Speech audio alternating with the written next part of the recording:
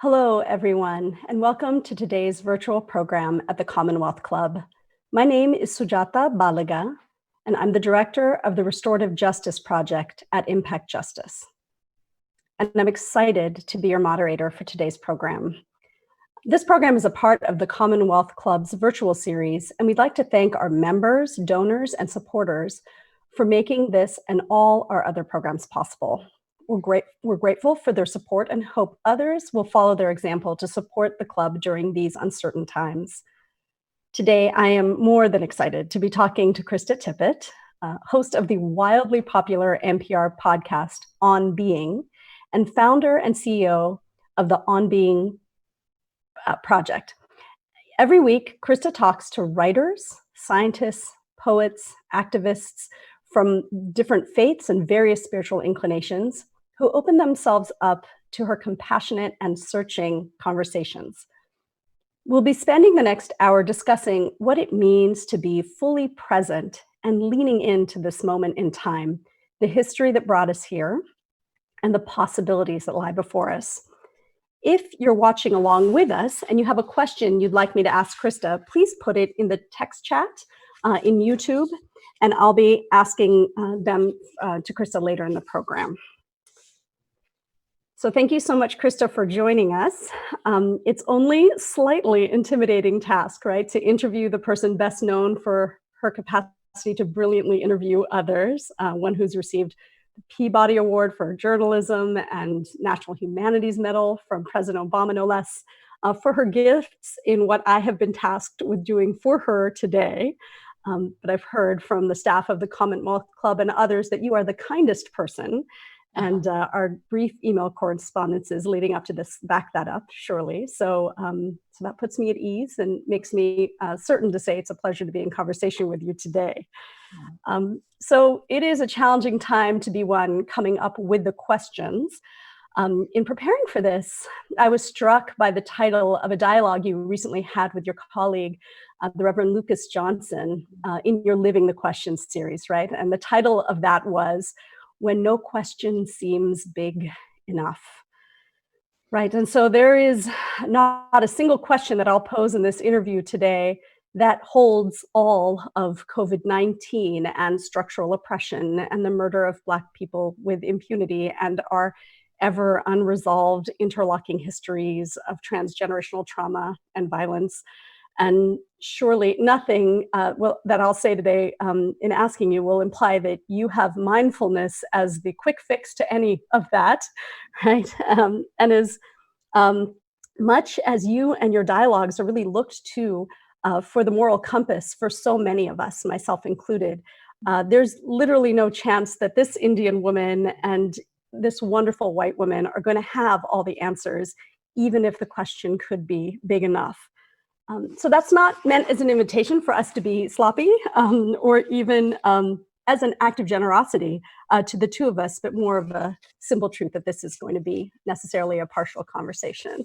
So Krista, when this topic was chosen some time ago, COVID-19 was pretty much all that was on most of our minds, right? Only some of us were already steeped on the daily in the other pandemic that has for hundreds of years been plaguing our nation and world, right? The fact that Black Lives Matters is a thing that even needs to be said in the first place.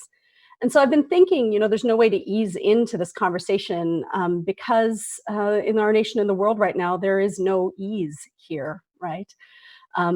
So let's start with this. The On Being podcast comes out of Minneapolis, the place you call home, which is the epicenter of this iteration of our seeing racialized violence, racialized state violence in America. So tell us, Krista, in the weeks that have followed what George Floyd's brother aptly described as the lynching, of his brother, what have you seen as On Being's responsibility at this time?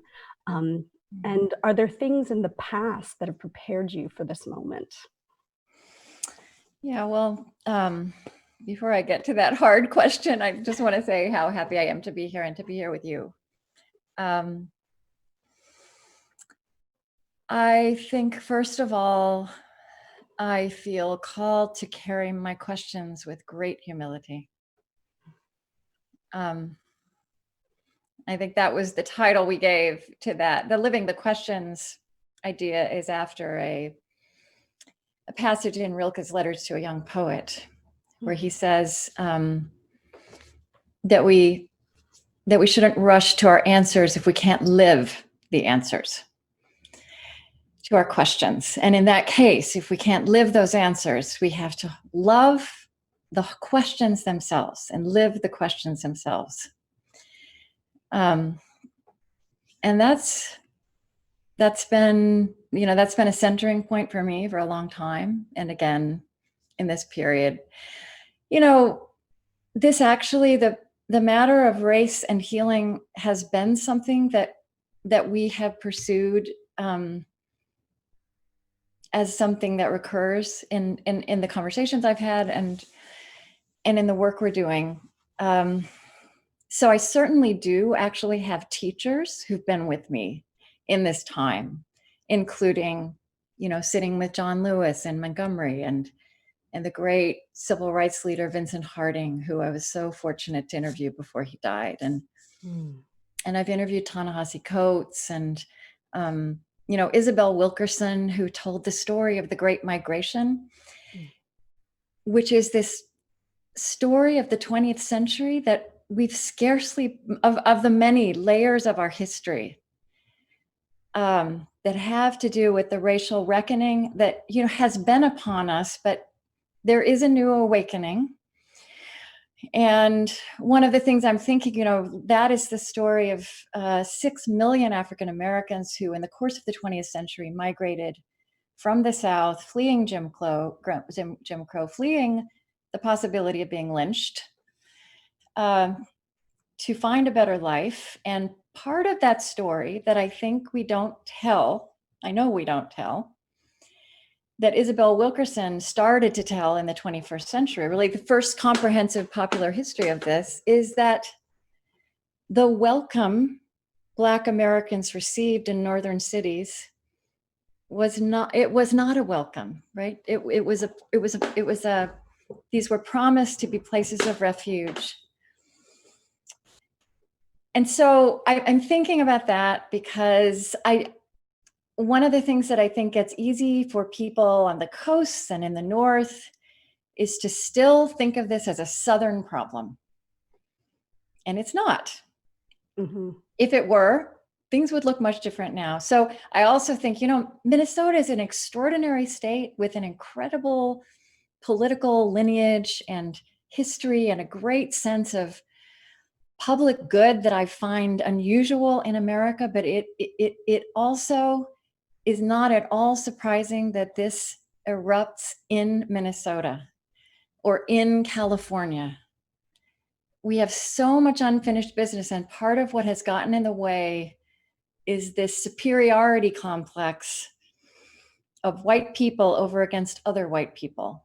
So this is a really long-winded way of answering your question, but that's a lot of the kind of reflection that it's not that I've not thought about these things before, but, I feel like one of the realizations now that more of us are holding is while we have not been actively racist, we have not really been anti-racist either. It wasn't enough. And we could have also known that. And now I think we're called, not for the first time, but to not turn away and to do the work that is internal and external.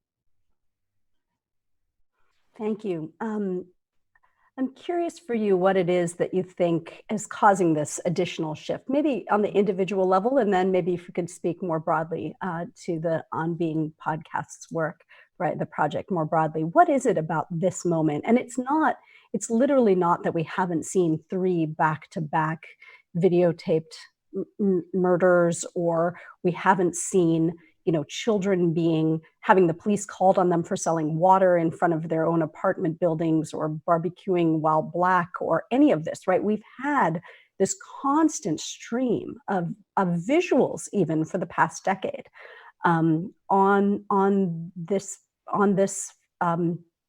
unending phenomenon since the Mhm. beginning of our nation, right? But visually for some time now. So, Yeah. what do you think it is that's sort of opening hearts in a new way or opening eyes in a new way in this moment? And I'm asking this particularly to those who've had their eyes closed, right? And so I'm sort of mindful about like who's the audience in this moment, right? And some people may be listening, be like, "We had our eyes open," right? And so I want to acknowledge that. And Yeah. I'm noticing that there are more eyes open now, many, many more eyes open, right? So I'm curious about what that experience has been for you, to go back to the question sort of individually and then sort of organizationally.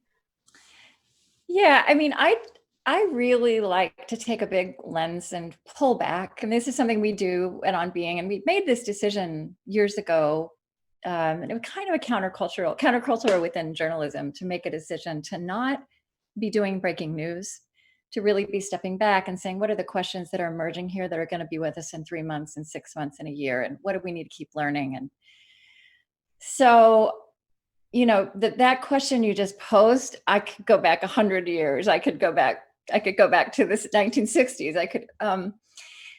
One way I've thought so much, and I was born in the year 1960, which as our world progresses or moves forward, um, and as I move forward in life, that feels there's some really important arc between the 1960s and in fact between the unfinished work of the 1960s that I feel like we're picking up now.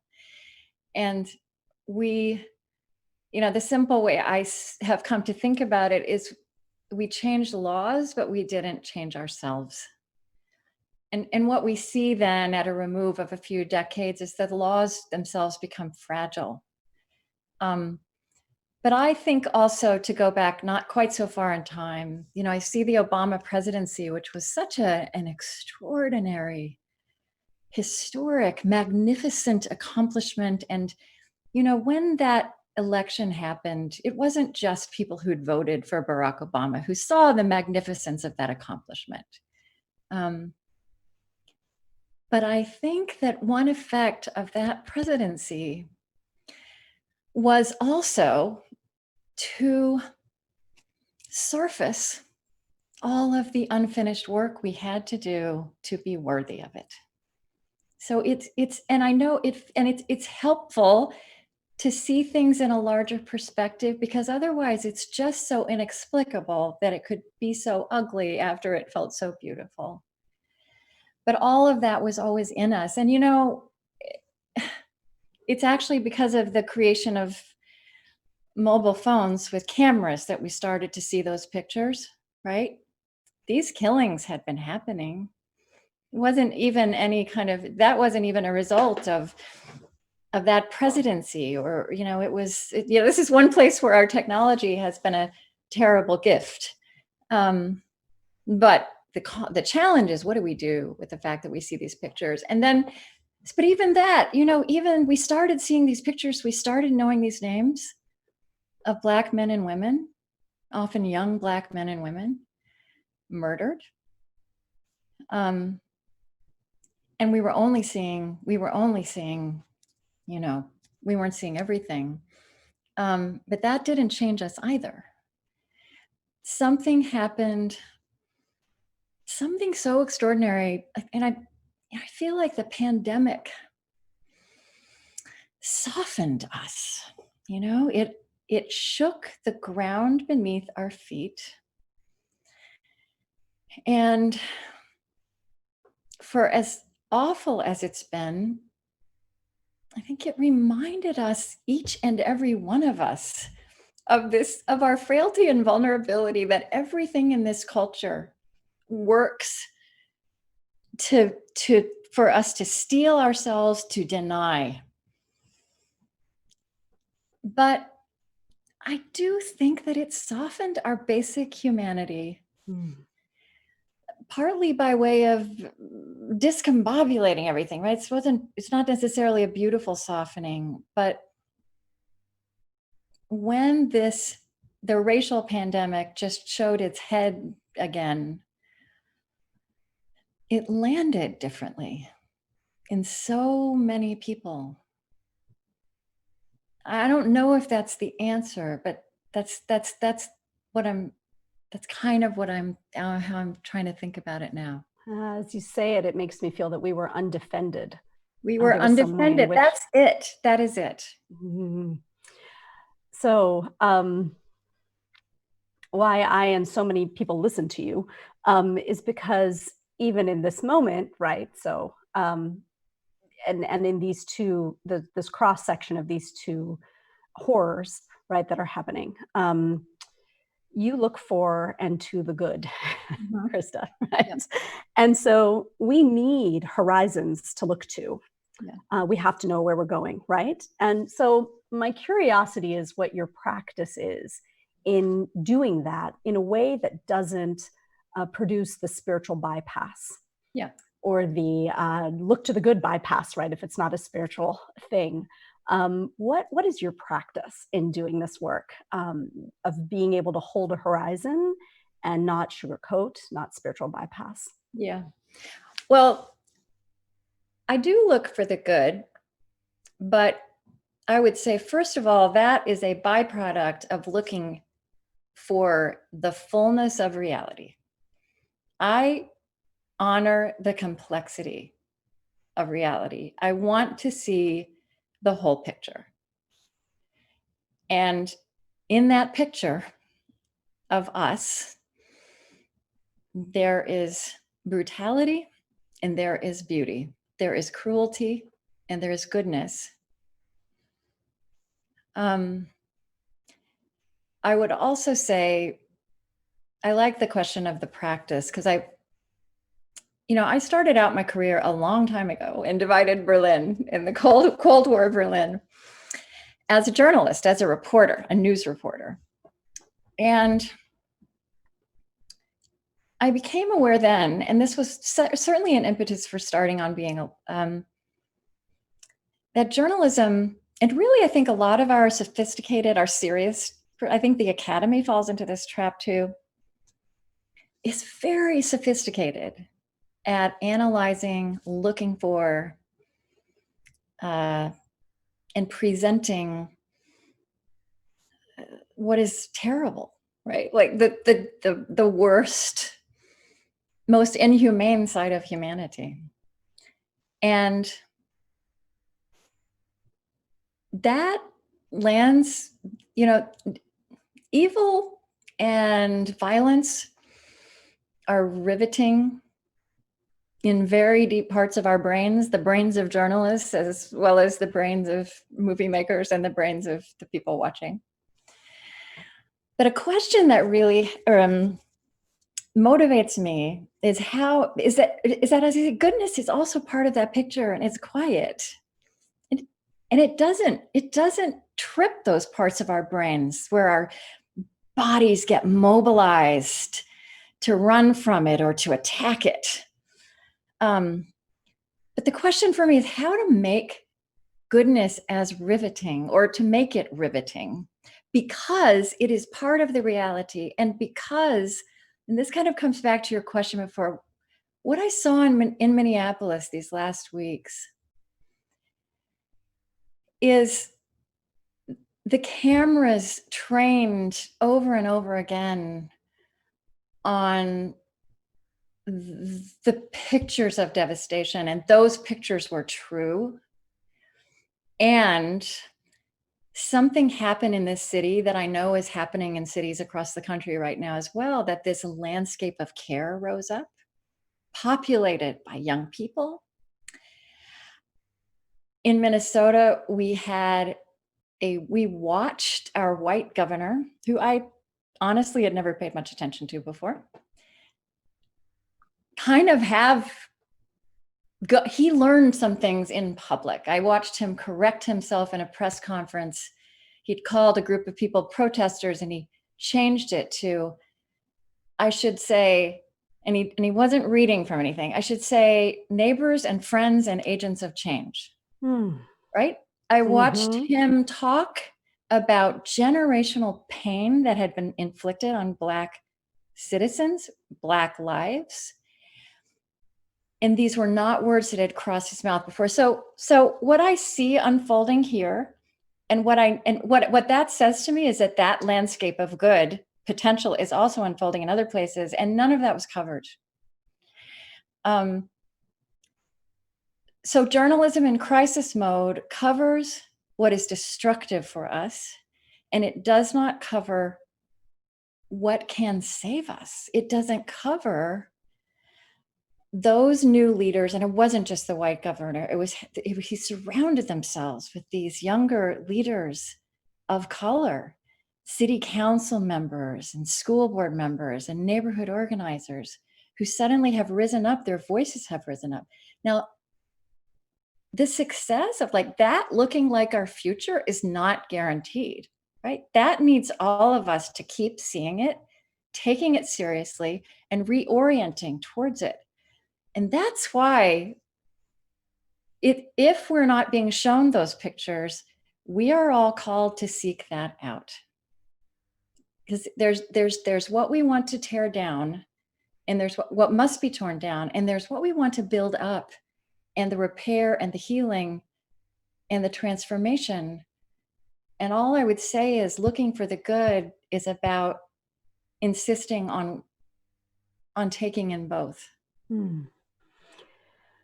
When I think about your experience in such formative years, right, in Germany, Yeah. what a powerful thing. And I'm thinking about this long view, and what it is that you see from back then that points us in the directions that we need to be going in, right? And there are these moments where everything seems impossible, and then suddenly there it is, right?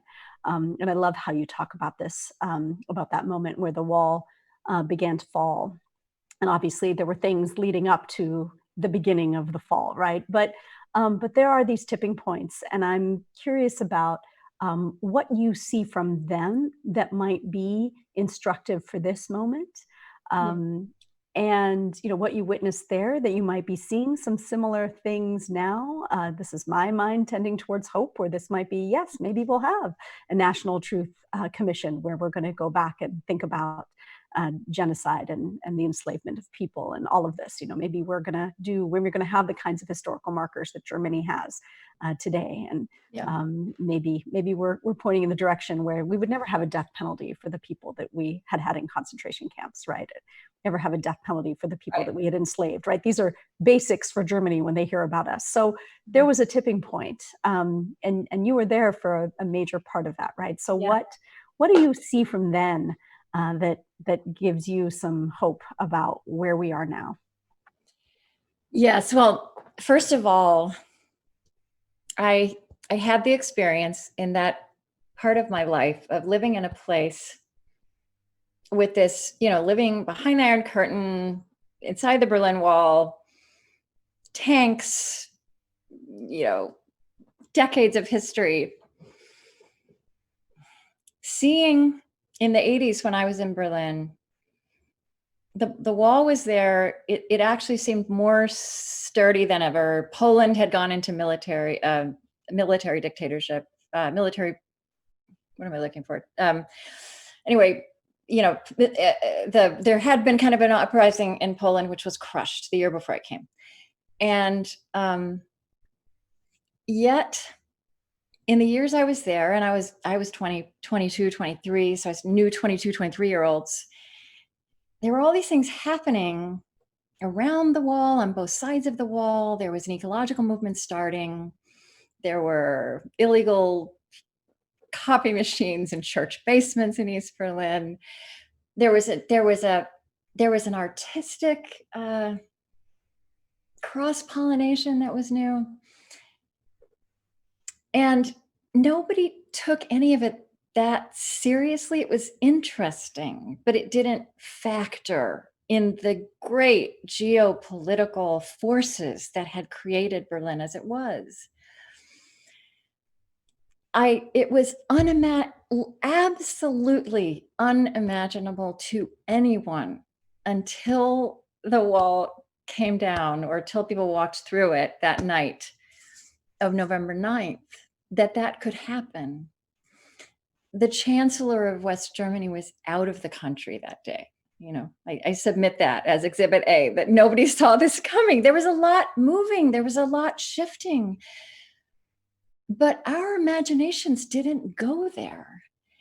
And that has formed me ever after. Now, there is a lot of talk now about Germany and what a model it is for reckoning with difficult history. And, what I want to Mm. say about that is that that has been 60 years, right? So, but I just want to connect a dot because I interviewed Jason Reynolds. Do you know him? He's a YA author. He's actually the National Ambassador for Children's Literature at the Library of Congress. How This is going to be wonderful. No, this is going to be our show for next week. no, He but I'm wrote he wrote keeping the he wrote the YA version of Ibram Kendi's book Stamped. So he wrote the YA version of the history of racism. wonderful. And what I just want to say is there was something that happened in divided Berlin, around the Berlin Wall. This is not the only factor, but there was something that happened about the power of human imagination to make something unimaginable happen, and of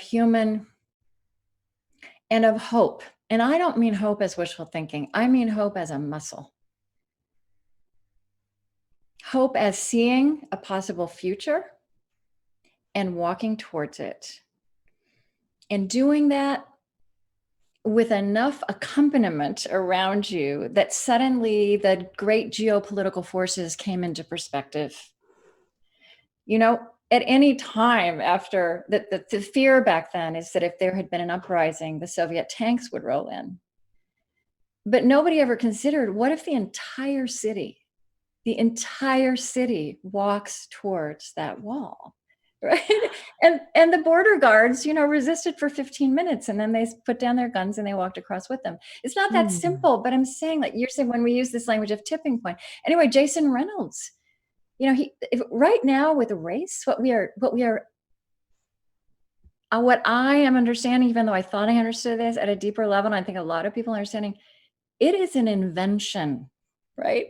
We made this up. We conjured it.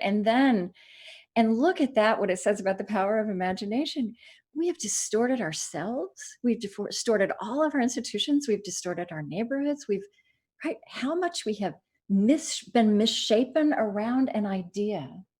Mm-hmm. And the only thing that that you can then follow with that is hopeful, and the work of the next 60 years or more, is we can conjure a new idea and orient towards it. As you're speaking, the one thing that leapt out at me, just really ignited my heart, was this notion of illegal photocopiers. Yeah, right. And the notion of like illegality, right? And we have to remember, like, the Holocaust was legal, right? Like, it's really important to remember like how we frame those things. And this notion, the other thing that really jumped out at me just now was the imagination piece. So there's so many of these young, amazing, so many in Minneapolis, young, queer, abolitionist people of color who are imagining, right? And I'm always struck by the capacity to imagine when people's own bodies are on the line, right? Like, this is amazing to me. Like, curiosity, Yes. that openness of mind, that what might be is not something that operates in me when my limbic brain is talking, right? And so this is like this deep reverence I have. In particular, Miriam Kaba often says for Project Nia, in framing what it is that the future looks like this is what we're going to imagine our way into. And then there are so many naysayers now saying, well, what are your alternatives, or what's it going to look like? And there's something in the way you were speaking about this co-creation, that people didn't walk through that wall knowing what the political structure was going to be afterwards, or what any of it was going to be. So that's just really thrilling. I don't know if you have more to say about that particular thing, this unknowing walking through the wall. Right? Yeah. Well, I just, what it brings back to me, John Lewis, and he's written about this and said this in the 1960s. And, again, our we have such an impoverished way to think about history, because we see the milestones of the 60s and we don't see the 10 or 15 years of sit-ins and bus boycott, that everything led up to that, right? And it's important to see that because we have a world to remake, and we actually had a world. I think we started to understand that we had a world to remake when the virus hit, and now it's important that this has surfaced, because it's if we had started to remake the world and not tackled this, we would not have been doing that. But John Lewis says, you have to live as if you decide the world you want to live in, and you walk as if that, not just as if it can be true, but as if it is true. And what he and his, so many people, yes, Martin Luther King Jr., yes, Malcolm X, but there was just this world of leaders, and a lot of them were 17, 18-year-olds back then as well. Black teenagers whose parents were terrified for them to go to the March on Washington or go to Mississippi and knock on doors.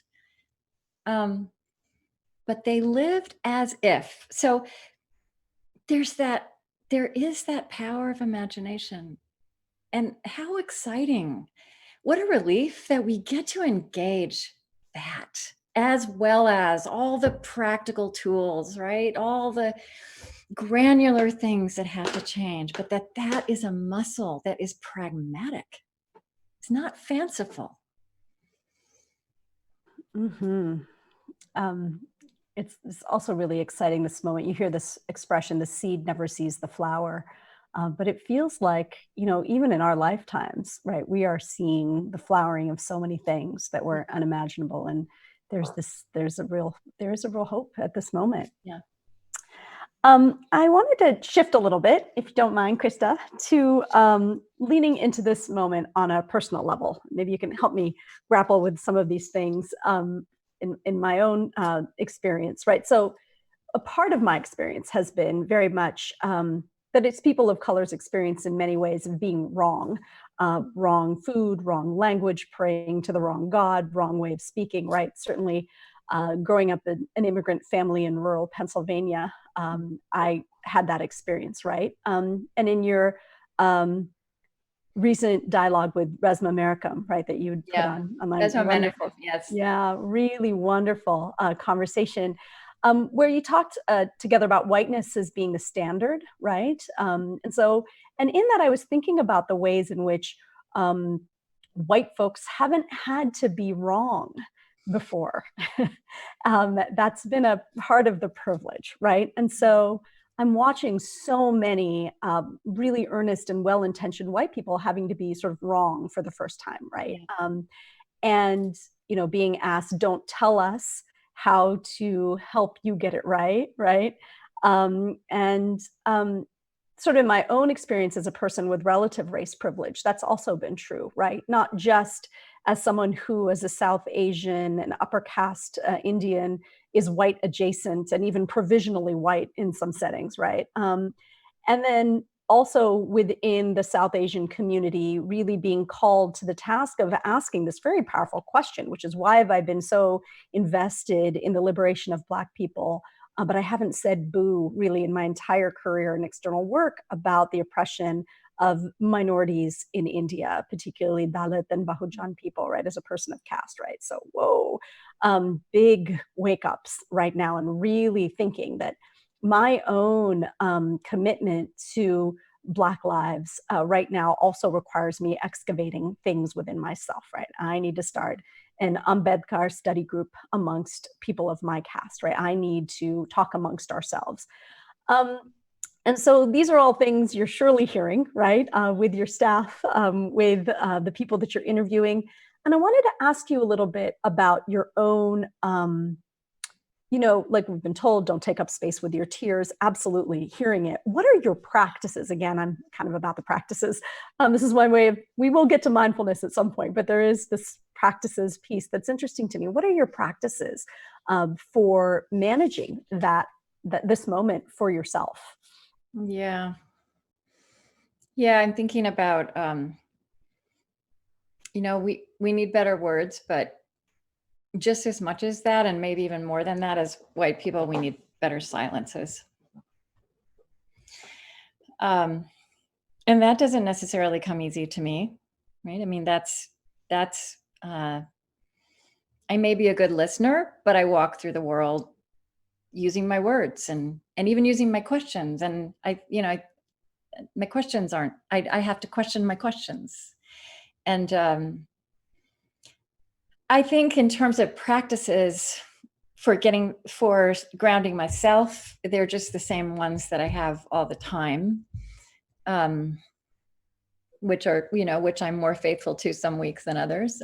Breathing, and not just having quiet time in the morning where I do some meditation and some prayer, but actually these days, I'm often stopping myself in the middle of the day to just take 3 breaths or 5 breaths or be quiet. And feeling the power of breath, which, just as I'm saying that, isn't that's a word, right? That's a breath, the necessity of it, the fragility of it, the horror of it being endangered in the different ways we've seen it endangered. So I actually think that's seeping into me in terms of, and, Resmaa Menakem, who I did interview, I'm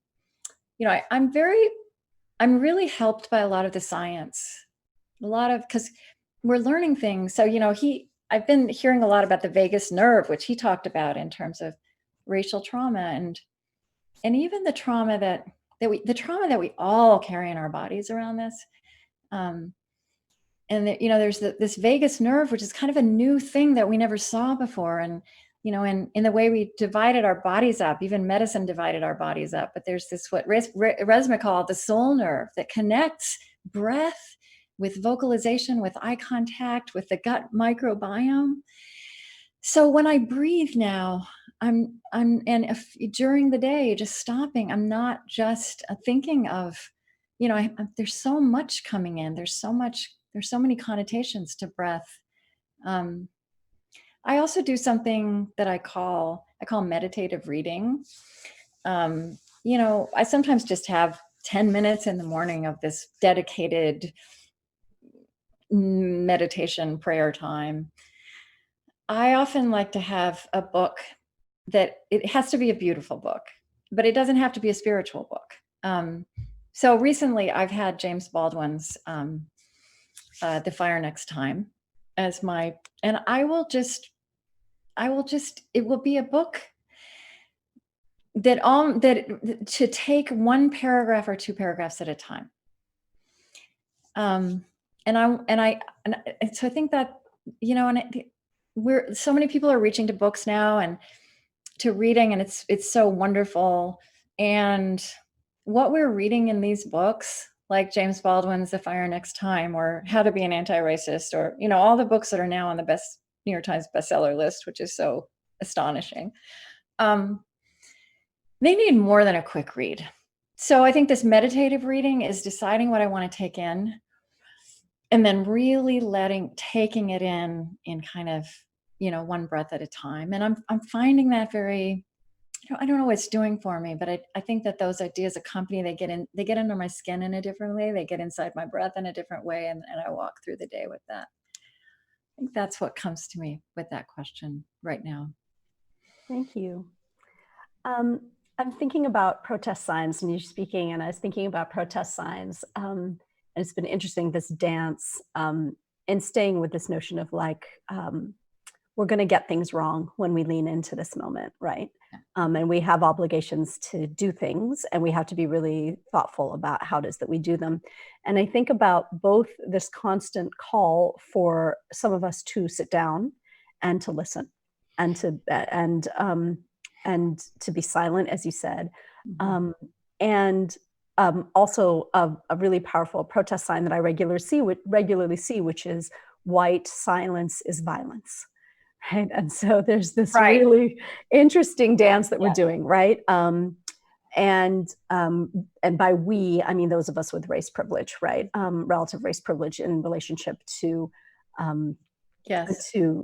So this is something that I'm just curious about, that dance, right? Like, because sitting out isn't an option, right? And so that leading in again. So I appreciate the practices that you named. I also think that there's something about, for those who are listening in, who come from sort of lives in which being the smart one or being the one with the answer is the way we've learned to feel good about ourselves.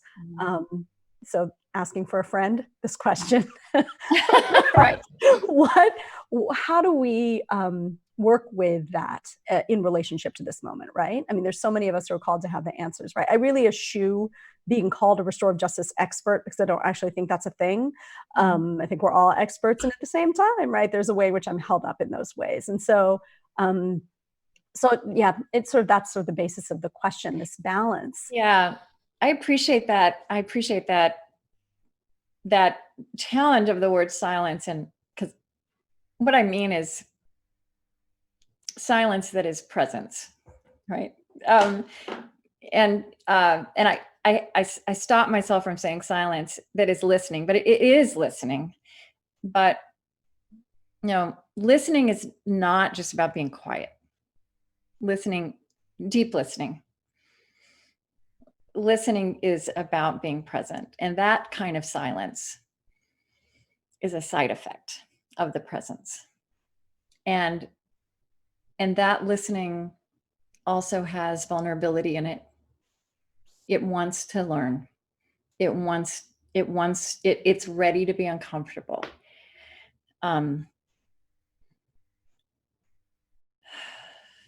Yeah. And I hear you about, I feel like right now, those of us who, and it's like, I feel uncomfortable. I would not want anybody to be listening to this hour and think that I know what I'm doing right now, or that I am some kind of expert, or I figured it out, or I feel satisfied. I'm thinking it through, and I'm kind of, right now, I'm like thinking it through out loud. I've had a lot of great teachers. I'm turning back to them right now. And I'm where I can with the show, like I have a platform where I can offer some of their voices up, and I can learn again. Yeah. Yeah. There was another question I had for you, really about breaking down this process of listening that you speak about so beautifully, not just being quiet, right? Or even hearing, but that being present. And I think I'd ask you, like, who are some of your greatest teachers in that kind of presence? What does that presence look like? Yeah. And feel like? What is it experienced like for you and Yan? So honestly, I mean, certainly a lot of the people I've interviewed manifest that, but I think of elders in my life, which for me, because I don't have I didn't have all these elders given to me. I wasn't handed those grandparents. Some people have that grandmother. I didn't have that grandmother. But I've always had older friends. I mean, even when I was in my 20s in Berlin, I had female friends in their 70s. And, honestly, the person who comes to mind for me when you ask me that question right now is not someone famous, but it's my friend Nell, who's lived a long time and has been so present to life. And she's had a real life. So she's had terrible things happen. She's had lovely things happen. But what is notable is how she walks through all of it, and how she insists on joy again and again. And she makes beauty in really simple ways. And so, but what I think is important about that too is that we all can summon that person. They're also really embodied. Our memories of those people who are wise, whose presence has changed us. I mean, I think that the measure of a wise life, and what makes wisdom different from accomplishment or knowledge, somebody who's very knowledgeable, um, is that wise lives, the way we think about them, the way we measure them, is the imprint they've made on other lives around them. And you don't have to look for the person who wrote the book, or the person who is a leader of a movement, or who changed the world in some visible way that got written about. Thank God, and if we did, the world would never change, because it's all these things happening on the ground in particular communities, in families, in lives, in neighborhoods, that makes the change, that builds the change.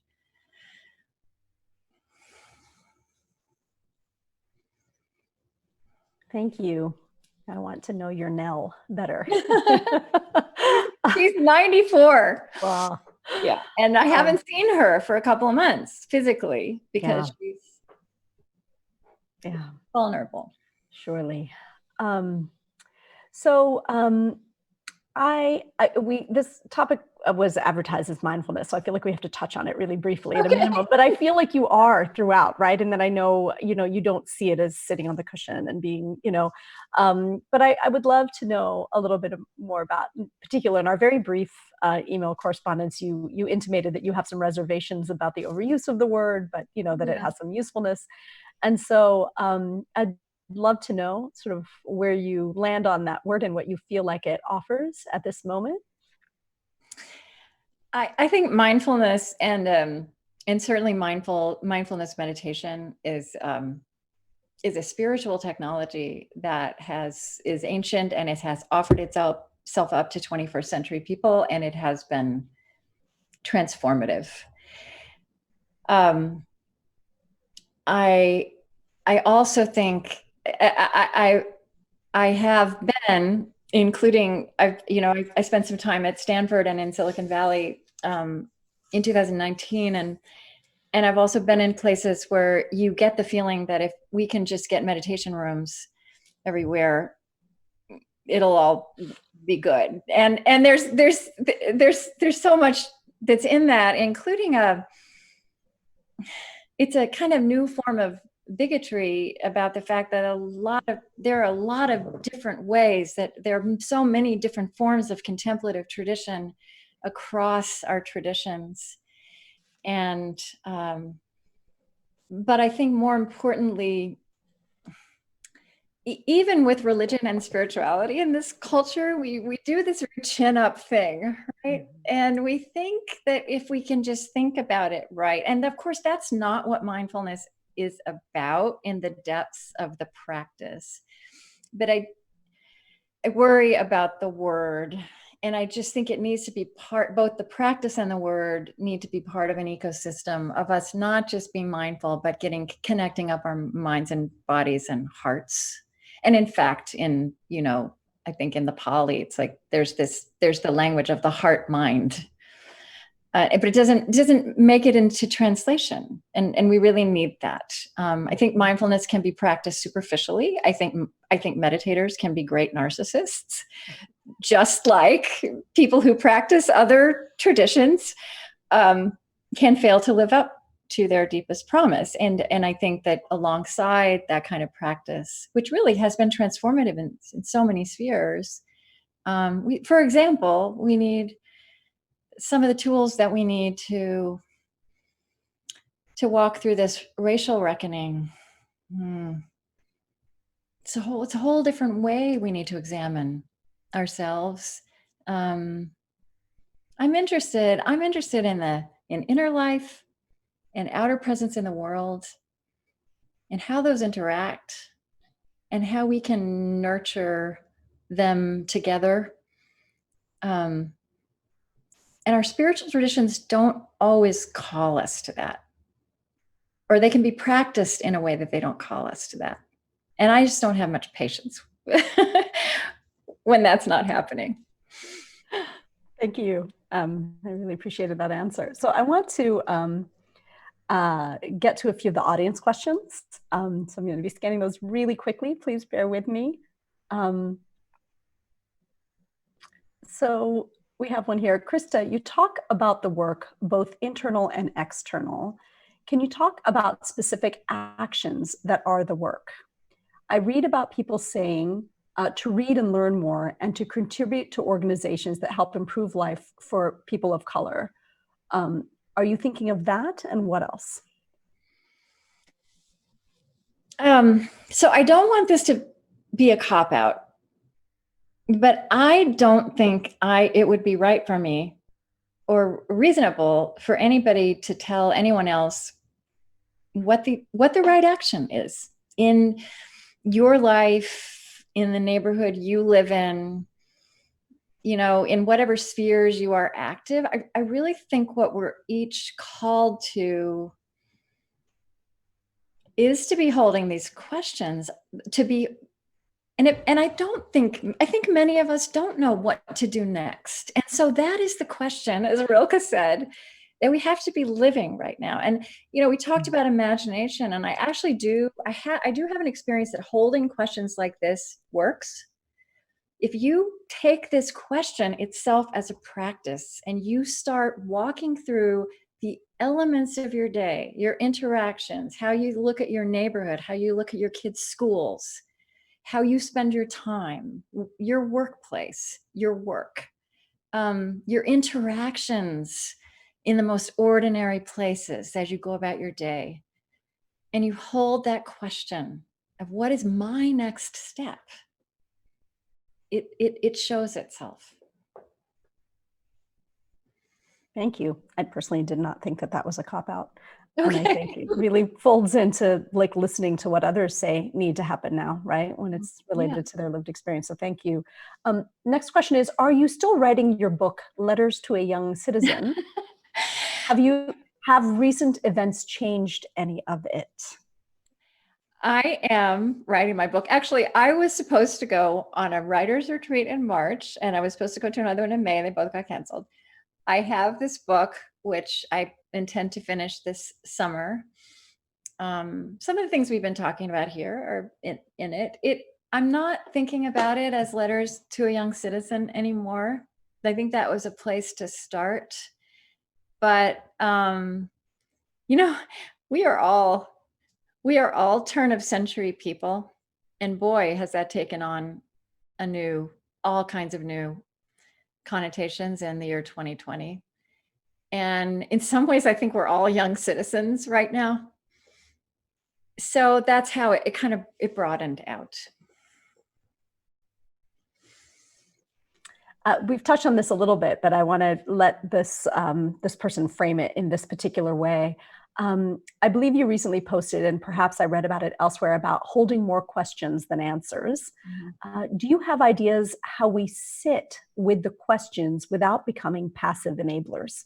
We've talked about it a little bit, but if there's more you wanted to add on that. Well, maybe one way to do that for sure is to not keep them to yourself. When we talk about having better conversations and being part of communities or dialogue, we often frame it around what's the hot button issue we want to discuss, right? What's the, and it's, the issue, it's issue based. So one way to think about that is to do something that's question based. And actually, if you're pulling a group of people together around a question, you might be able to get a much more diverse group of people than you could if you get people who agree on what the issue is. And you probably end up getting people who are more like you, even if that's not what you want. I think across our chasms, and there are so many, we're carrying a lot of questions in common. So I think pulling people into that process and letting that be a discussion is a way of keeping it alive, like making sure that your question holding is embodied, and that there's some accountability about it being a practice towards what do I do next? What do we do next? And there's one more from the listeners. How do you balance the slow, contemplative, there's two more, Yeah, well, let's start with this one. How do you balance the slow, contemplative qualities of mindfulness with the need for urgency in the current moment? Beautiful question. I don't, I know that people often say to me, "Oh, you're so serene," and I've always said, "Talk to my children," right?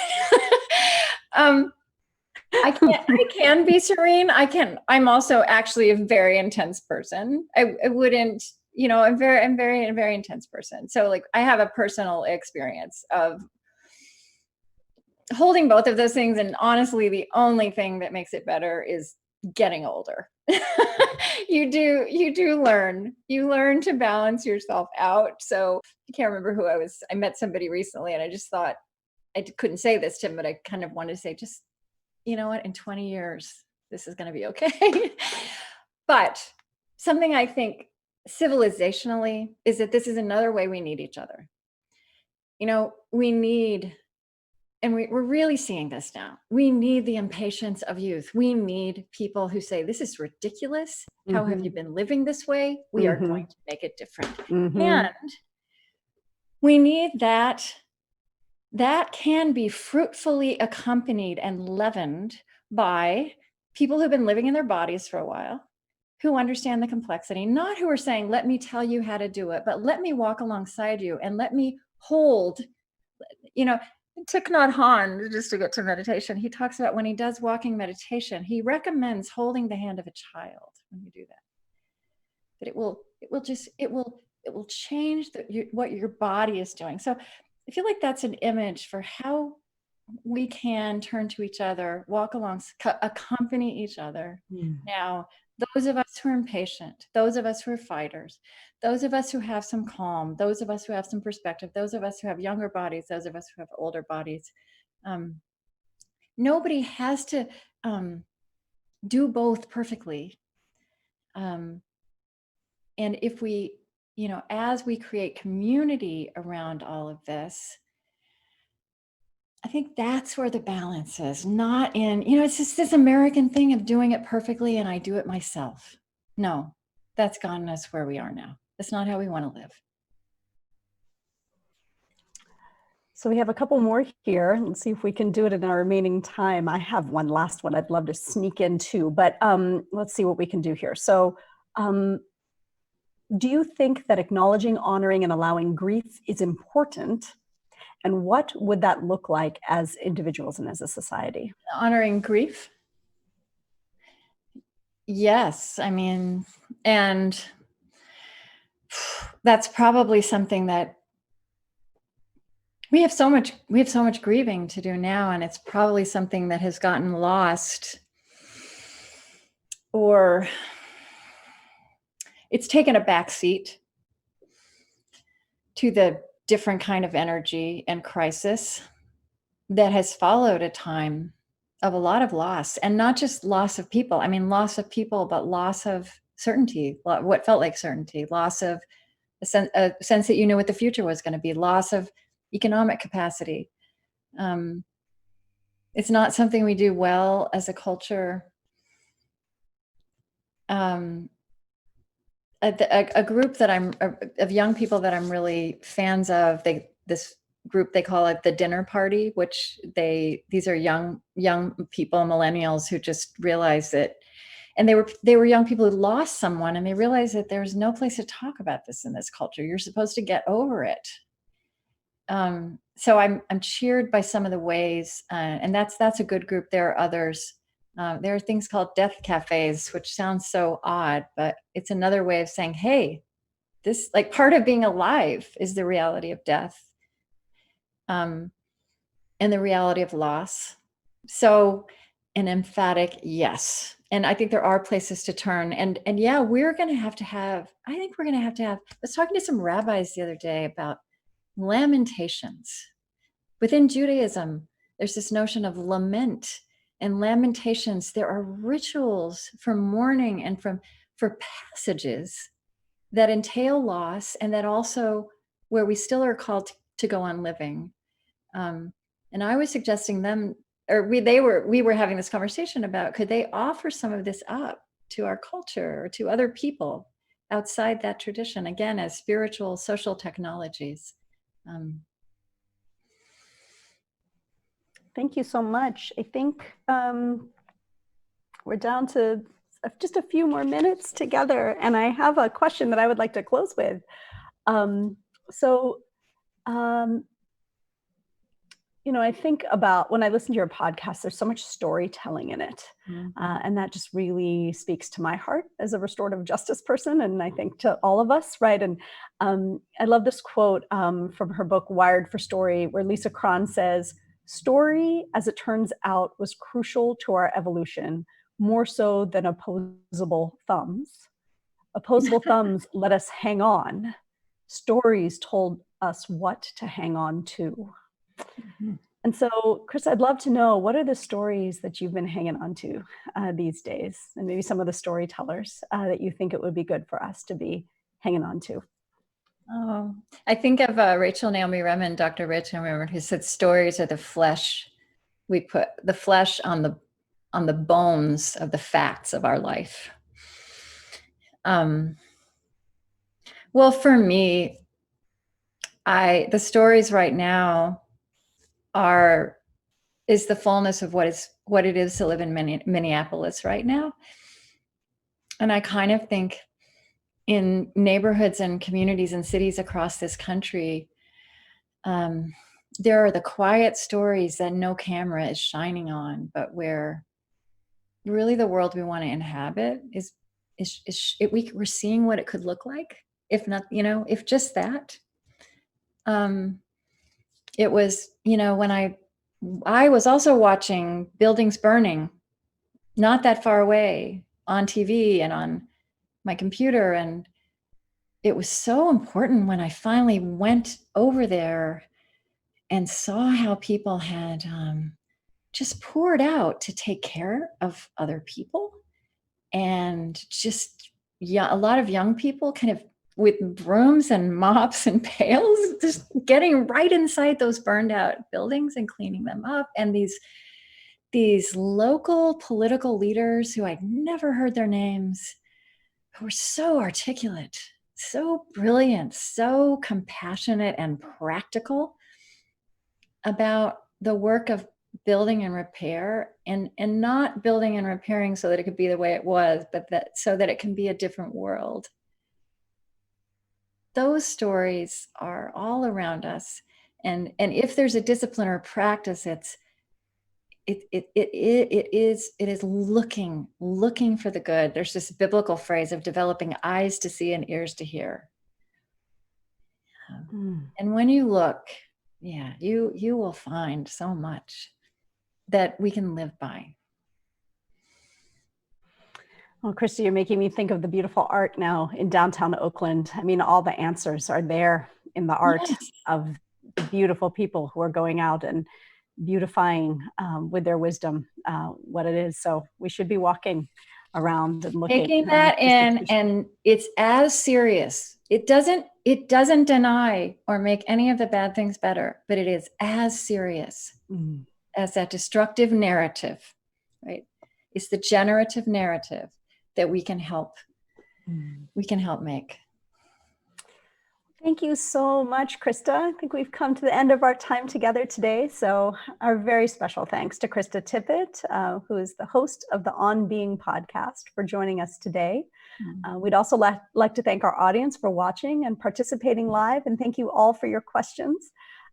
If you'd like to watch more programs or support the Commonwealth Club's efforts in making virtual programming, please visit commonwealthclub.org/online. I'm Sujata Balaga, wishing you all wellness, peace, and justice. Thank you. Thank you. Thank you.